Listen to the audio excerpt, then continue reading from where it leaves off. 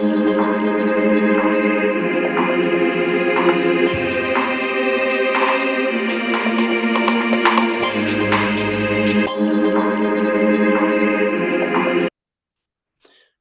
to Explainable AI, where demystifying minds is your personal journey into the heart of artificial intelligence. I'm Paul Anthony Claxton. I'm an AI venture capitalist and serial entrepreneur. After a decade of service in the US Marines, I was captivated by the power of battlefield technologies and what they could do for us, which inspired me to get into the world of enterprise technology. My commitment to making a meaningful difference has ultimately led me into venture capital, where I view capital as a catalyst, a powerful tool to drive positive change. As a recognized thought leader in the industry, I regularly share my updates and my insights through various mediums, such as podcasts like this one, various media outlets that I write for, and my own personal blogs, such as Venture Capital and AI and other platforms that I write for, such as ideascale.com, one of the largest innovation platforms online in the world. You can learn more about me at my personal website, which is paulclaxton.io. And from there, I will pass it over to my co-host, Mr. Rohan Hall. Rohan? Hey, thanks, Paul. I appreciate it.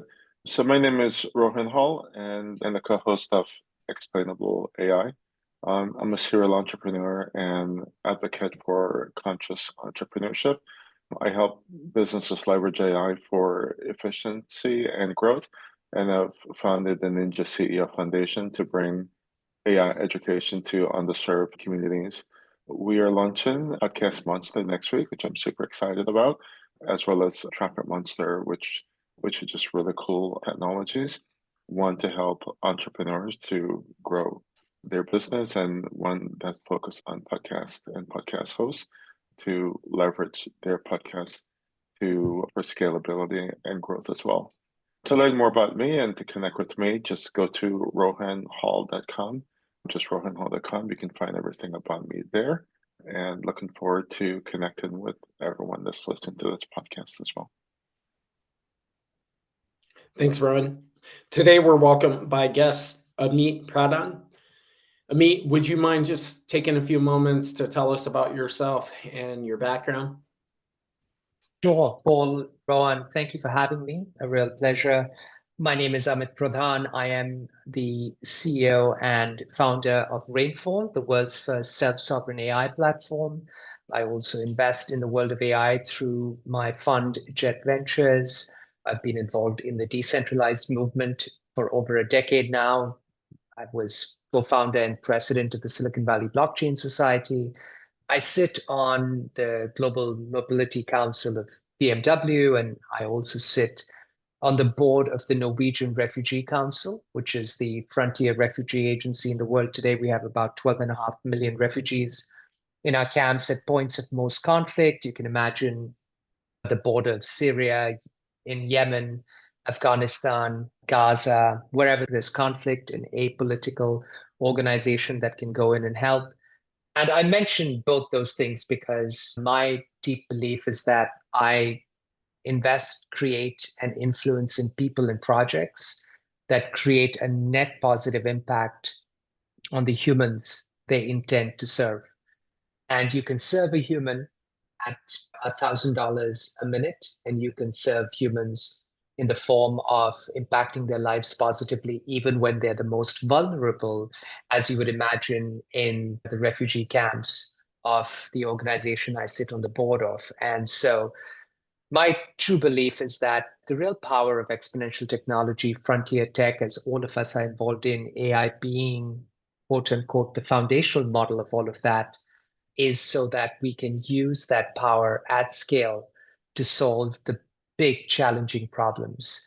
And those problems touch the lives of Susan, the mother of two, who drives an expensive BMW electric, but could also be Rashida, the mother of two, who has fled genocide in Syria and lives in one of our camps at the border of Lebanon.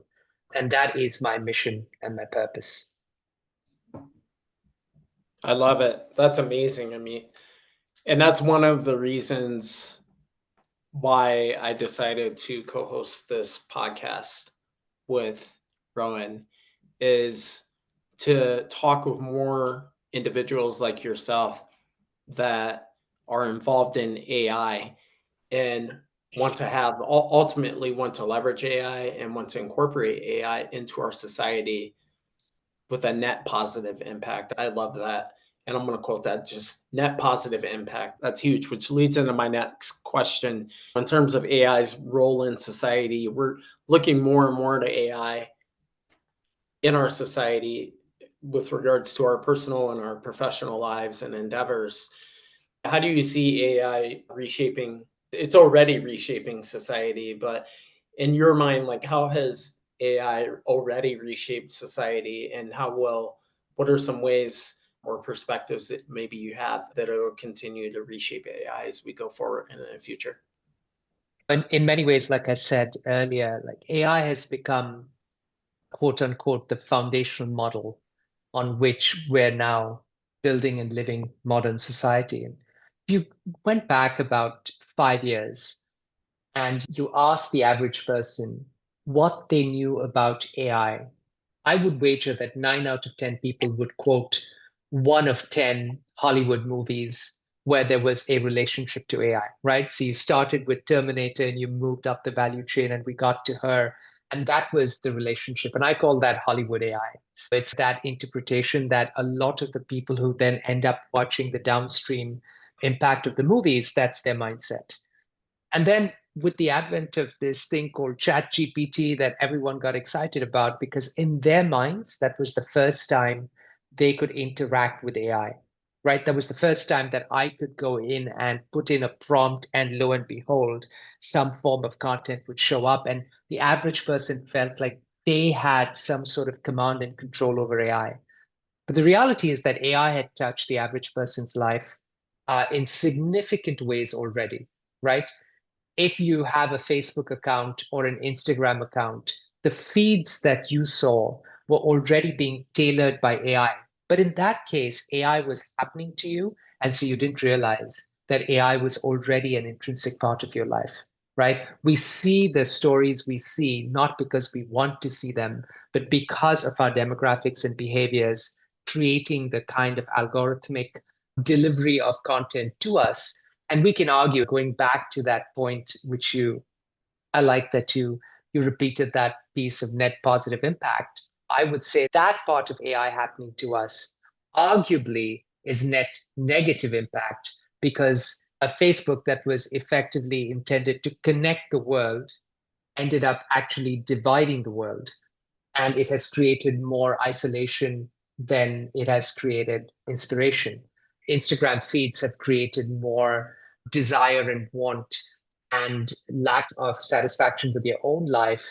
And instead of being aspirational, it has created more of a desire based culture, especially for young teens and millennials who spend as much time on Instagram as they do. But outside of this, there's AI that is happening to the world that is so incredibly positive. And you can split that down by different industries. Take AI in the medical industry, drug discovery, drug clinical trials, look at diagnostics. This is where the power of AI has shown up in ways that the average person doesn't realize, but the ability for reports to be read and diagnosed in a way that one doctor or one analyst could never do. That now you have these large AI systems parsing through and identifying potential issues that otherwise in normal diagnostic wouldn't show up, collapsing the time for drug discovery. You apply that into the world of finance, and suddenly you've got all of these robo advisors, Betterment, Wealthfront, etc., investing in terms of retail investors, giving them the same kind of benefits that a lot of people that would have required a JP Morgan or a Morgan Stanley or a Merrill Lynch wealth advisor to be able to do. So suddenly so much has started changing because of that. And you can start applying this to so many different industries. And then there is the part where it's being applied to the things that people feel deeply concerned about. And that's where the dystopian side of AI in its reality and its interpretation comes in. And that's when we get into the weaponization of AI, right? When it comes to the military and so on and so forth. And just a broad perspective, like we have been touched by AI in our lives for over a decade now. It has become far more relevant to people's lives because they can touch and feel it now, and that they can put in these prompts and get outputs and suddenly start becoming designers and so on and so forth. But it's important to highlight that when it comes to critical areas of human development like healthcare, the examples I gave you, or education, where again AI is being used to be able to create massive outreach, help people learn faster, deliver content in ways that's so customized that we couldn't, even for those who learn slower or have different needs. That's the area of AI that I think as an industry we should be highlighting more, and of course investing in more as well.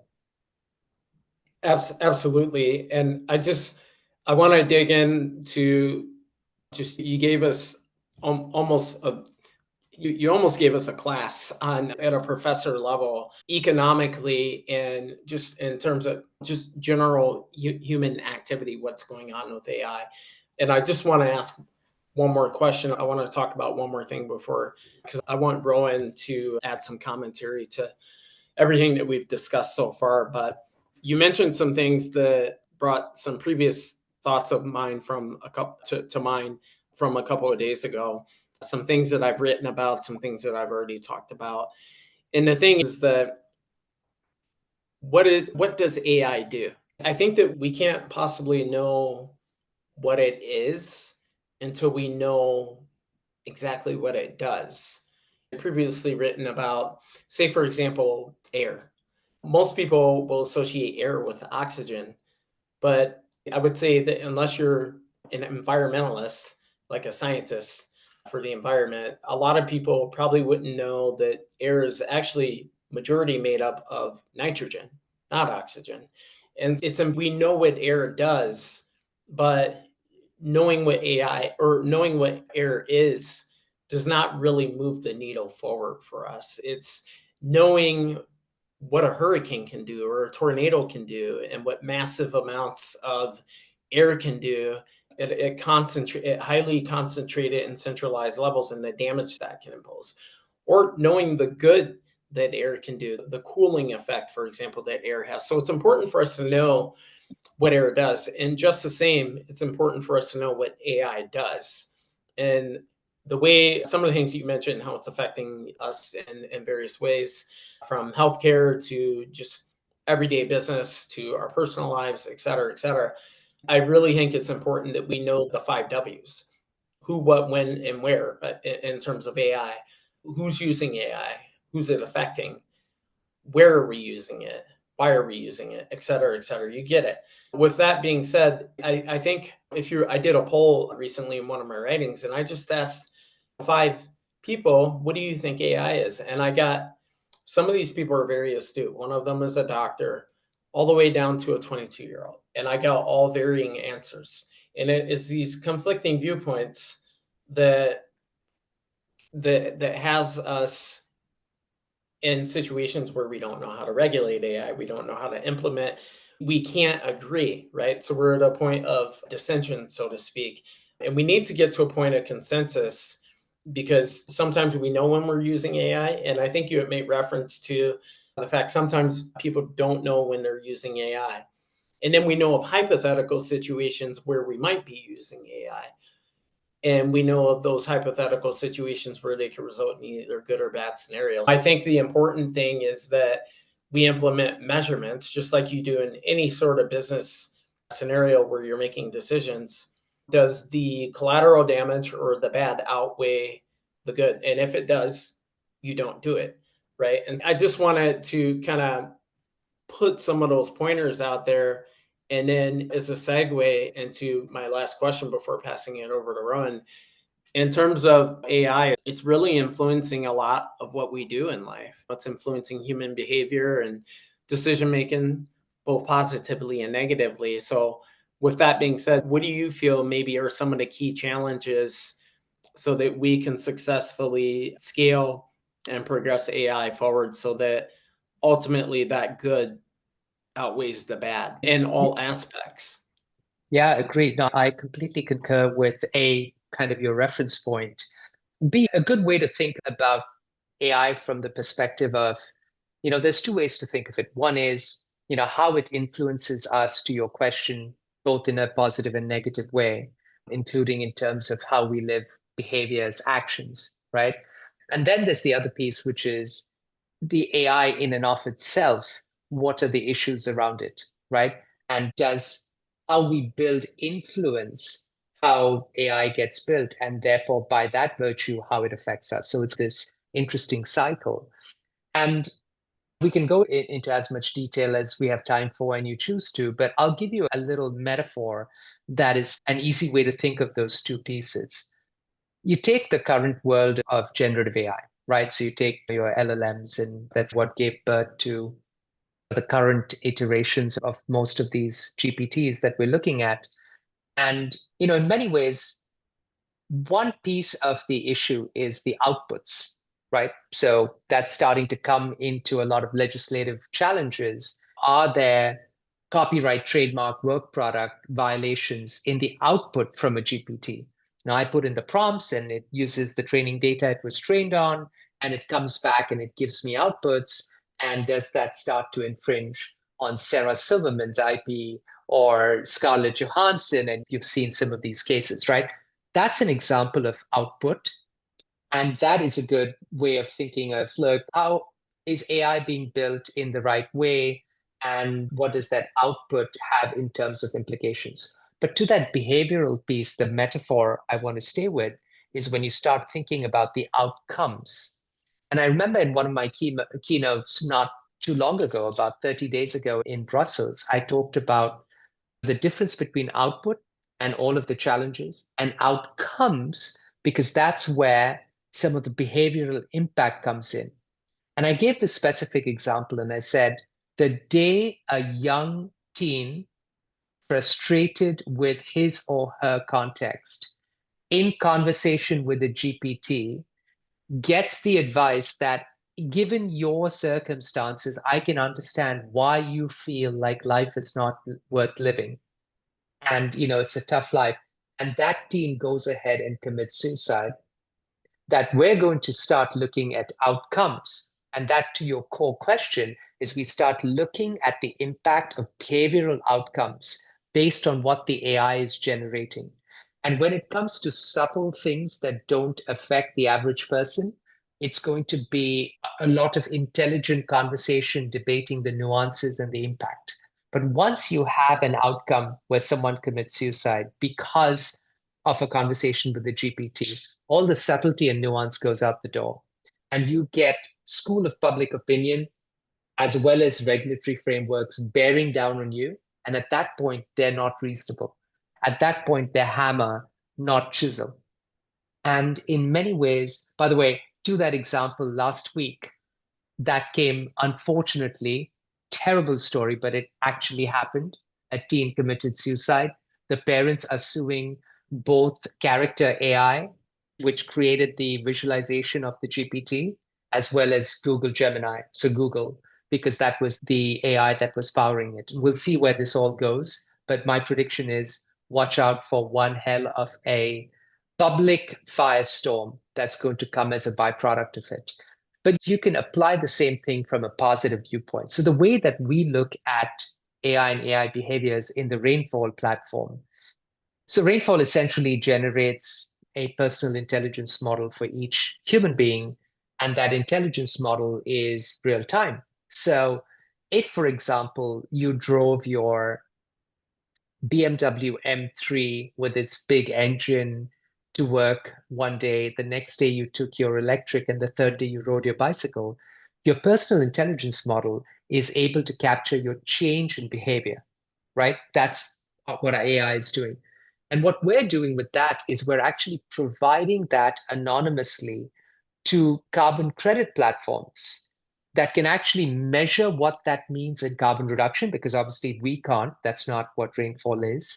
But a carbon credits platform can measure the delta from day 3 from day one to day three. Day one was a gasoline engine car. Day three was you riding a bicycle. And it acts as the counterparty for the value of that reduction, and it drops that income into your rainfall wallet for having walked or ridden your bicycle on day three. And so basically, you can start to create incentives to change behaviors rather than create penalties and target people, which is a example of how we can start to influence positive behaviors. People start looking at their income and go, wait a minute, like every time I ride my bike or every time I walk, I'm earning more versus when I drive. And so times when I have to drive, I will, but times that I have the option, you know what? I'm going to go to the one that has the incentives. You can apply the same thing to we were talking about healthcare and positive influences of AI in healthcare. In preclinical drug trials, one of the advantages of where AI is going is that before creating a vaccine or an antibiotic or an antiviral, you can start to test without doing clinical trials on people. You can start to test based on AI patterns. And so if you're looking at where viruses and bacteria are more likely to morph and evolve, let's say in a refugee camp, and you could get data models of people's behaviors and life over there, you know that if you clinical test to those patterns, you're more likely to be testing to the patterns where new viruses and bacteria are showing up. So you can accelerate your process massively. And you can, in the rainfall model, we actually compensate the people whose data creates those intelligence models or the models of their life that can be made available to the pharmaceutical companies, all completely anonymized. And so again, you can start to incentivize positive behavior on both sides of the equation using the very same AI that I gave the example of that outcome, which was this kid committing suicide. And how do we start addressing that, not just as a society, but as a developer society, so that we can focus on those positive outcomes and less just on, oh my God, look how cool my output is, or look at how provenance my output is so that Scarlett Johansson doesn't sue me as an LLM or a RAG or a GPT in general. Well, a lot to break down there. One of the points that you made was about AI and research, and we know for a fact that it took, for example, to solve HIV something like 20, 30 years. And with AI, we're able to solve COVID in, I don't know, 6 or 8 months or something like that. And so we're seeing some of those value already in the healthcare system. And I suspect that we'll see more of it. But a lot of that has to do with data and privacy and sovereignty of data. Can you explain why is data privacy and data sovereignty important in the context of AI? Why does that matter? Why is that such an important thing for people to start thinking about today? Yeah, great. I love that you brought that up, Ron. Paul, you talked initially about trying to understand what AI is in the context of air, right? And I think we tend to have this, people think of it as magic or people think of it as black magic, depending upon which side of the equation you're on the receiving end of. But at the core of AI, systems are only as good, neural nets are as good as the data they're trained on. And in many ways, if you think about modern AI, the current generation of AI that at least mainstream society has interacted with now, going back to generative AI, it's about 50 years of global north data that has been synthesized across, call it the five big generative AI systems that we have out there or builders that we have out there. And that has what has trained these LLMs. And now, of course, with the evolution of the RAGs, the retrieval augmented generation, combining both LLMs with traditional information retrieval systems, right? This was something that obviously was a challenge with the pure large language models to begin with. And so when you think of that approach, that process, as much data as they have been able to ingest has allowed those systems to become smarter and be able to act in the predictive models that they do, whether it's generative or predictive AI. Where does that data come from? that data has come from 50 years of our global north activities, right? Over approximately 6 billion connected humans, certainly 3.5 billion of those being literally in the global north. And if I asked you the question, do you know how much of your data, your personal data, through your interactions with technology in general, went into the training of those systems? You would have to be either some sort of oracle or the person inside OpenAI that audited all of the data streams to ever know whether your data was in there, or not even whether, but like what of your data and how it was used, how it's stored, so on and so forth. And if we ever thought that privacy was an issue, and I'm a big privacy advocate, I've been working on privacy for about 2 decades now. 18 years ago, I started the world's first privacy-focused AI lab called Zero, and that gave birth to the AI that I mentioned earlier, that's at Rainfall. And our approach was, or our thinking was, stepping out of Hollywood's view of AI. If AI fulfills its true potential, and we could argue now that we're massively on that trajectory, one of the big victims, forget all of the other issues we have discussed, one of the big fundamental victims would be privacy. Because the way for this AI to work would be to ingest as much data as is possible across 6 billion connected humans. And so we went down that path of privacy very early. And privacy is one of those things, certainly for the three of us, we talk about it with passion and we build things with passion around it. But in the global north, largely, privacy is at best a cool conversation piece and at worst an inconvenience, right? So we'll end up with ads and promotions and what have you, and you're like, for crying out loud, leave us alone. But in many parts of the world, especially in the global south, that loss of privacy, what you said in the sanctity of your home, or what you said to a friend in a text message, or what you may have posted in a private network, can lead to persecution. There are parts of the world where that can lead to prosecution, and we have heard extreme cases of that leading to execution. So privacy, while we can take it for granted, is such a fundamental challenge. And now in the world of AI, where that data is training systems, it's becoming codified in intelligence. It's not just pure data anymore. And in that context, it becomes so utterly imperative that for all of us, 6 billion connected humans, and then another 2 billion who we all have the intention and responsibility to connect and connect in a responsible way, that privacy is going to become utterly critical.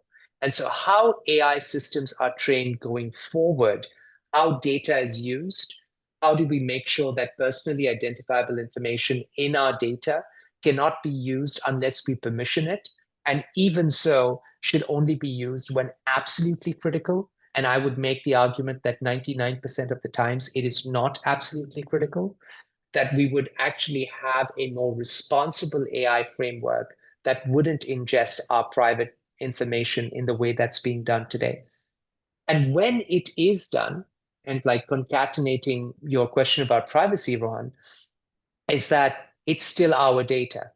And so why is it not being provenanced so that if an audit is required, you can go into an LLM or a GPT or whatever it is that the AI system is, a predictive AI model, and you can look at the data that it was trained on, not necessarily to inspect the data, but to know that it was ethically sourced, provenanced, and where applicable, because it's provenanced, it was fairly compensated back to the individuals from where it was generated. And at the core, therefore, privacy becomes such an important aspect. And I feel like it is so important that people like us who are practitioners in the space and operate with a compass that basically says, let's do this right.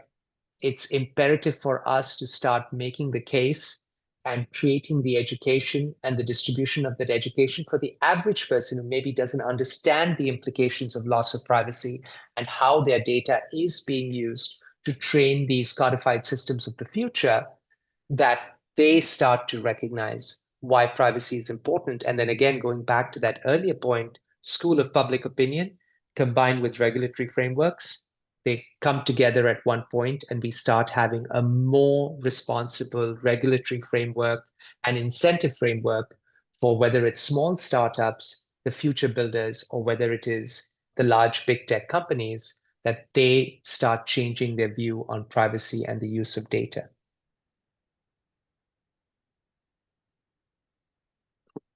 Paul? Yeah. So I think you made some really interesting points to me, and I want to talk more about privacy.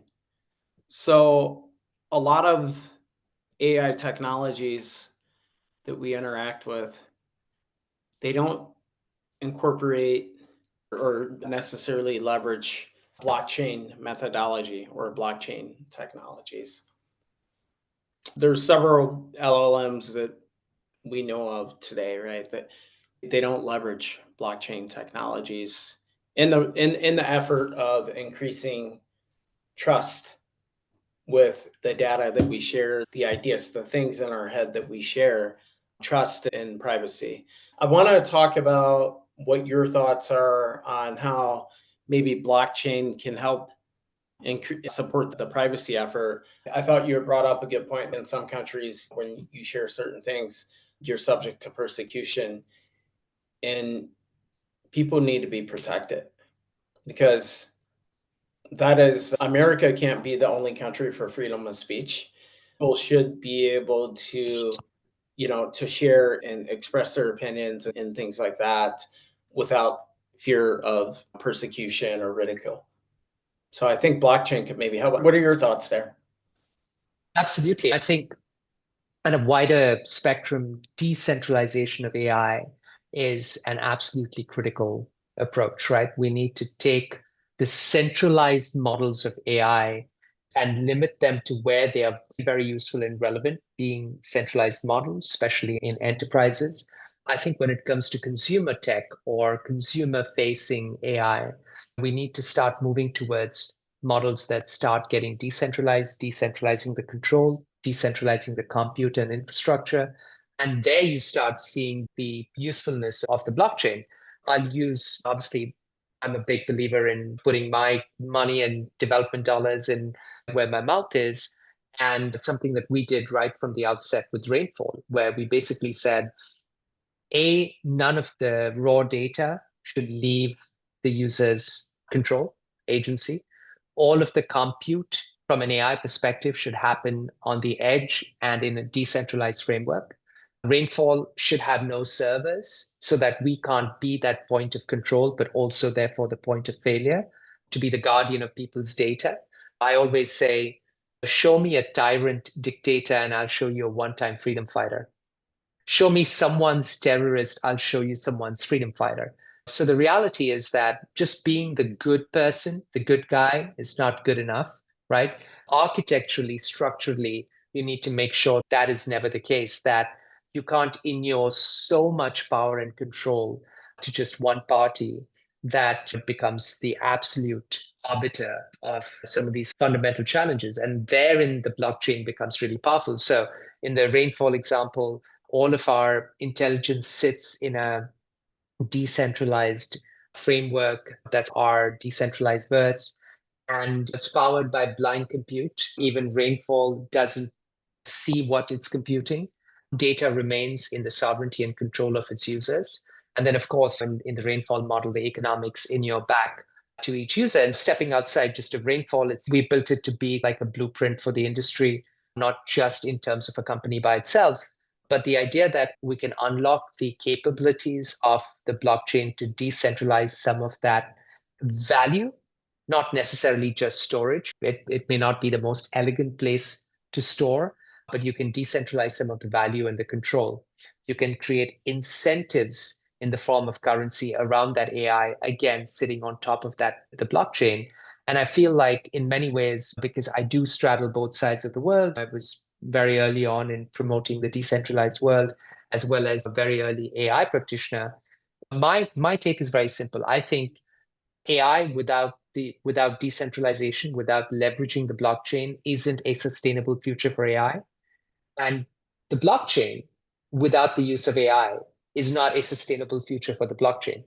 right? And so now we're starting to see this beautiful interplay starting to happen of what used to be completely separate technology categories.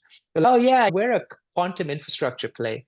Oh, we're an AI company. Oh, we're a blockchain company. And somewhere along the way, that shouldn't matter.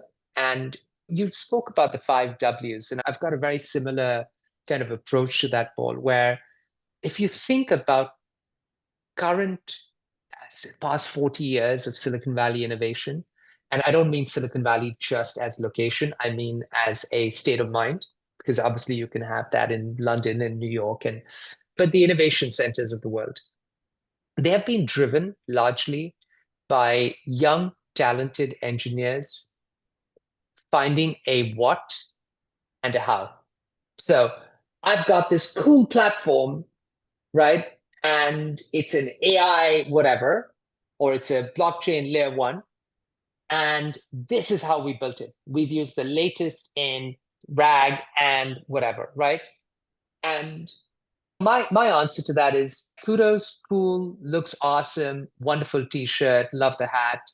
But who cares? Because what you really should be driven by is the why we are doing something, why we're building it, and for whom. That W and the other W is what should matter, right? The why, the purpose. This is a big challenge this industry faces, or this market faces, or this segment of humans face. And here is, who they are. And so going back to, what I mentioned earlier, whether it's Susan, the mother of two, driving an expensive electric car, or Rashida, the mother of two, looking after her two kids in a refugee camp, they're the who and everyone in between. And if we think about the who and we think about the why we need to service them, then you start realizing that the what and the how become secondary, and those interplays start to become more important, because then suddenly you're not just an AI company, you're suddenly not just a blockchain company, you're leveraging all of these things to solve those challenges. And that's when, in my opinion, it starts to get not just more interesting, but it gets way more valuable, both from a societal construct as well as a return on investment. So we've been going through a period for the last several years that we're starting to see conversions of multiple different emerging technologies. I've been watching most of these tech for the last decade or so, including blockchain and AI and quantum computing and edge and so forth. And we're starting to see products now that are starting to actually really converge and leverage these technologies. And one of those outcomes is really what we're speaking about, which is self-sovereign ID.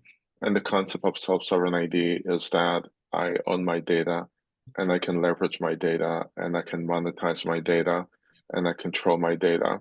And that it's not the Googles of the world that owns and controls and monetize all of that. And what you're saying is that you're building a technology to help leverage that. So to your point regarding the why, for someone that's in a camp in someplace in the world that just went through some tragedy, or someone that's living the Silicon Valley, why is self-sovereign ID so important? And what are some of the prevailing technologies that you're seeing that's being converged to make this concept a reality? Yeah, I love that. The ideas, the principles of self-sovereign ID, and the concept that I first introduced about 6 years ago at the WEF in Davos, which is self-sovereign AI, that abstraction one level up. If I asked you the question, who owns you, right? You would have a visceral response and reaction to that. That is a provocative question, because the answer we like to give is that no one owns us. We own ourselves, if anything.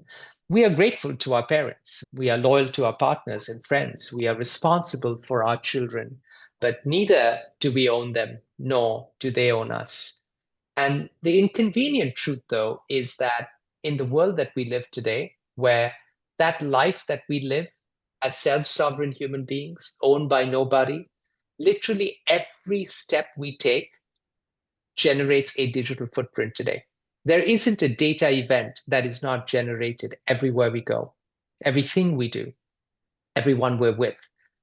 And literally a handful of companies, 3 or 4 in Silicon Valley, a few in Seattle, and then a smattering here or there, today are ingesting all of those data events we're generating without our knowledge, without our control, without our say, certainly without our governance or any compensation to us. And they are building digital models of us, right?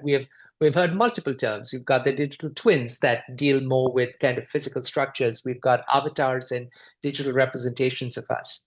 And they are today interacting. Your digital interpretation in one of these large AI systems is interacting with advertisers, is interacting with businesses. And we have no control over that, right? And so the answer to who owns you is we want it to be you. And we fought the largest war in American history on American soil to never have to answer that question again. And yet the ugly truth is that who owns us in our digital form is not who we want it to be.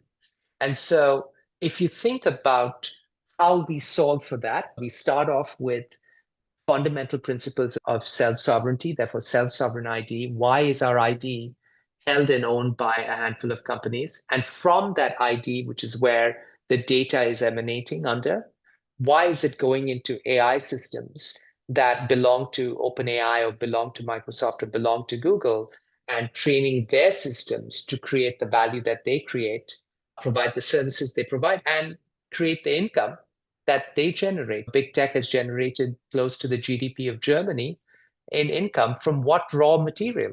Not cement or iron ore, it's data, right? And so self-sovereignty in data matters incredibly. Now, if you look at the innovation that has come there, Apple, great example of a company that has now put its stake in the ground on privacy.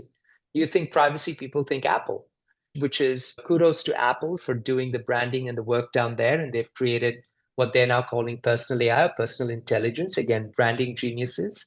They call AI Apple Intelligence. Again, branding genius. And that's all wonderful. Even in this case of personal AI or personal intelligence, who owns that AI? One guess, right? It's Apple. And then we're seeing some of these L1 protocol layers from the blockchain world that are building decentralized AI platforms. Near is a good example. Most of them, and they're wonderful people, and their intention is fantastic. And decentralized networks for AI are great. But again, who owns the data in that network? How is it allocated? Where are the economics of it? Where is the governance of it? And so the reason I introduced the term self-sovereign AI all those years ago, and it really does come down from the reason I mentioned so much of Rashida, the refugee, and Susan, because you have to think from the perspective of the who, what their lives are like, what are the implications of loss of privacy?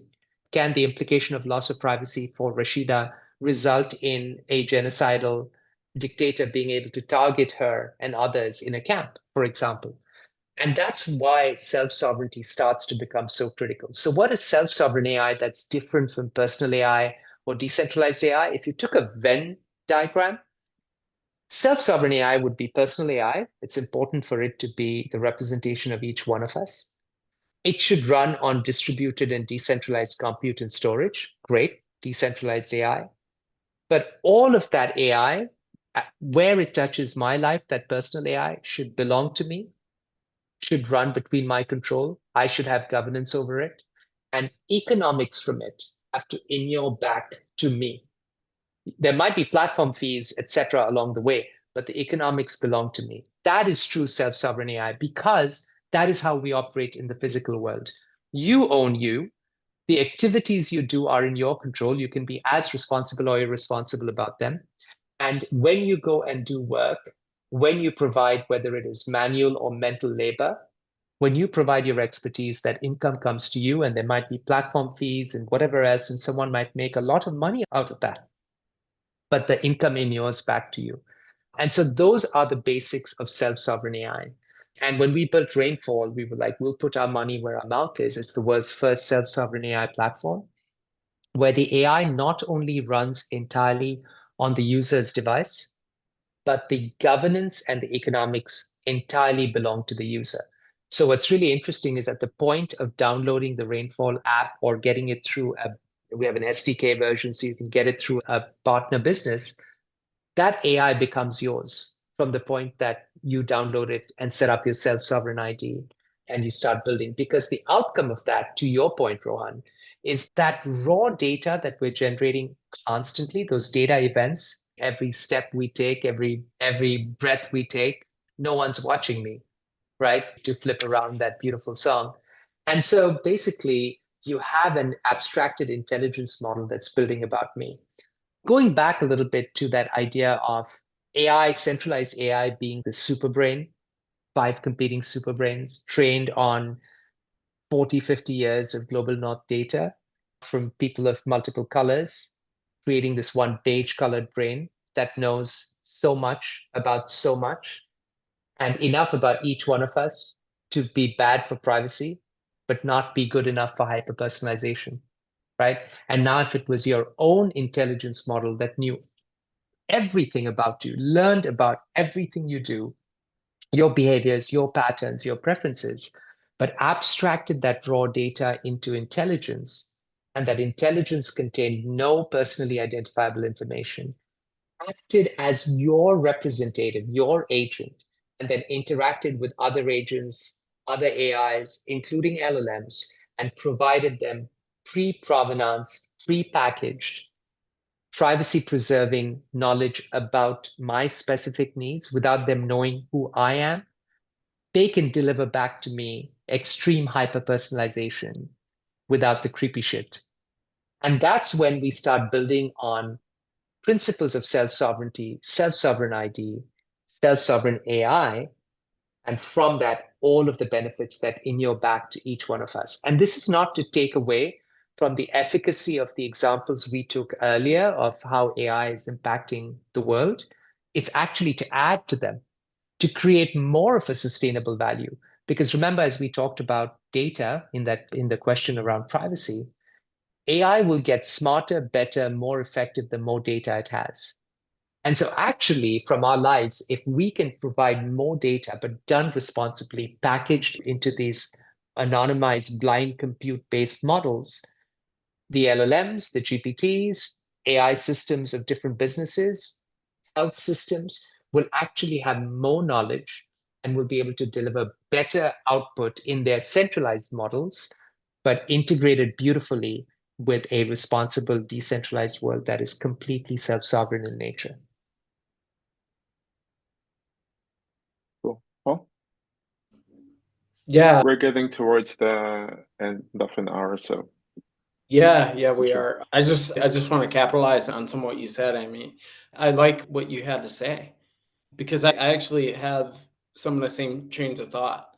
And we all like it when we all like it when we're thinking something and someone agrees with us, right? I'm like, wow, like that really resonates with me. When I kind of think of it is almost the healthcare system, right? It's like we don't own our data. The insurance companies do. The people that service our physical and mental welfare, they own our data. It's like you ever go to a hospital and they have you fill out a form, right? And it's, have you ever had any of these? Have you ever done this? Blah, blah, blah. Have you ever smoked? How much you drink? Et cetera, et cetera. And so they want all this information on you. And it's, dude, I'm just going in for kidney stones. Like, why do you need to know if I broke my arm? So I feel like if we owned our own personal data profiles, and I feel like there's ways to do that. You've got some very great approaches. I feel like there's a lot of different ways to make people feel like they own their own data. And I really hate it because, say, for example, like the insurance industry, at least in America, the healthcare industry, it does not favor the consumer. So they know that if you have a predisposition to an illness, or they can charge you more money. It's like the sicker you are, the more they can charge you. And it's a racket. But if we can put that power back into the consumer's hands, I think that's a game changer. And we make it a bidding war for the insurance and the healthcare companies, not for the consumers. Absolutely.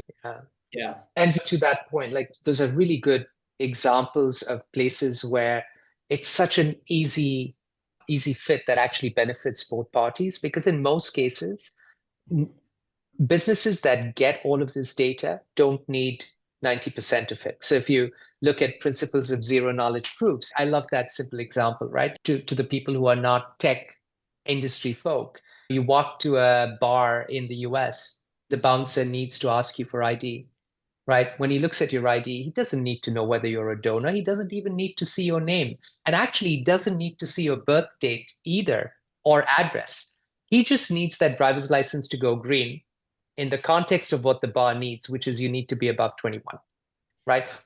The other 99% of data was utterly useless to him. And so, yeah, it was this privacy nightmare, but also he didn't need it. And maybe he didn't even want it and doesn't want the liability of having seen that or owned it. And businesses have that challenge. We're working on a really cool use case in Switzerland where a health insurer can now get patterns of people's lives, especially when they're starting to go and maybe do trials at gyms. And they want to incentivize that behavior by saying, hey, we'll pay for your gym membership.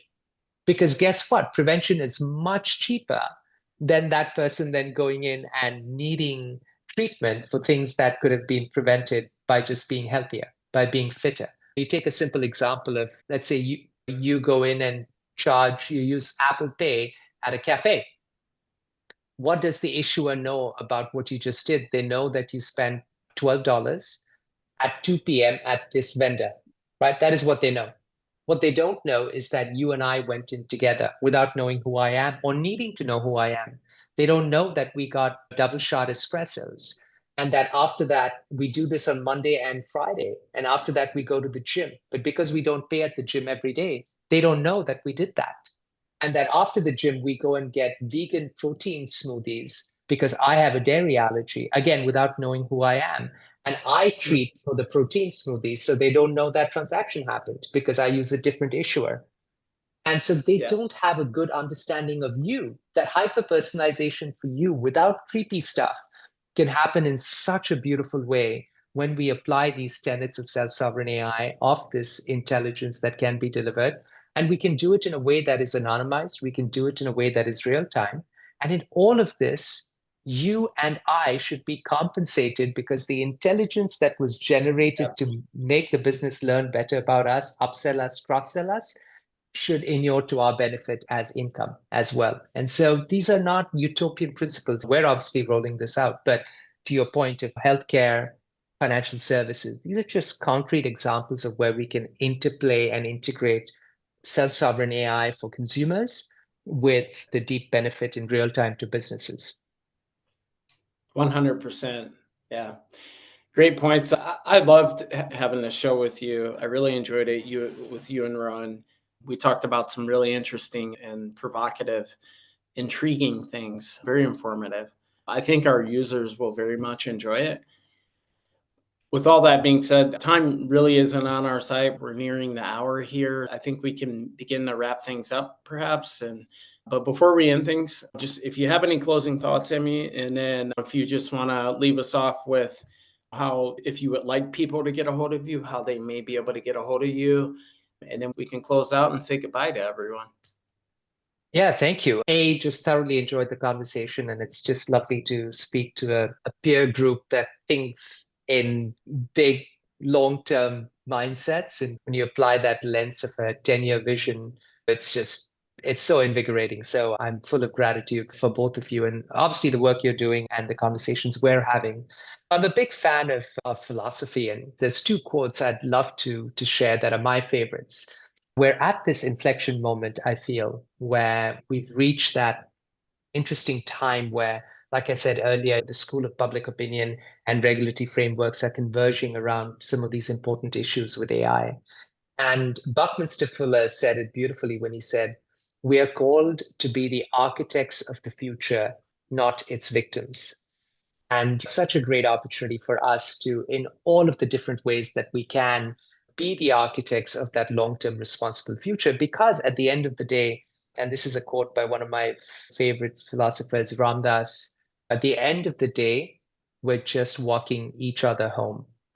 And it really inspires how I think about that why and the who with everything that I do. And I feel so much resonance with both of you. And I would love to continue the conversation. If people want to get in touch, I'm at Amito, Amitto, on Twitter and Instagram and Facebook. And if you go to rainfall.one, so it's just rainfall, like rainfalling, and then .one, and you can learn more about Rainfall. And then people want to start earning from their self-sovereign AI already. Rainfall is in beta, and you just go to rainfall.one/beta, and you can go in there and download, and it's on test flight, but you can download and start creating your self-sovereign IDs and start earning for your data already. We already have people around the world that are earning for their data. And Rainfall on Twitter is just rainfall_ONE.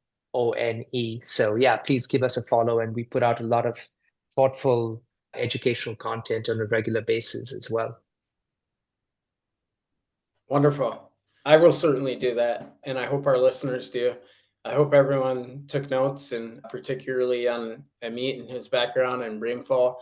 I think it's tremendous, because I think it's tremendous what you're building. Amit, without further ado, I want to thank you for showing up and having this conversation with us, taking the time to do that, especially on election day.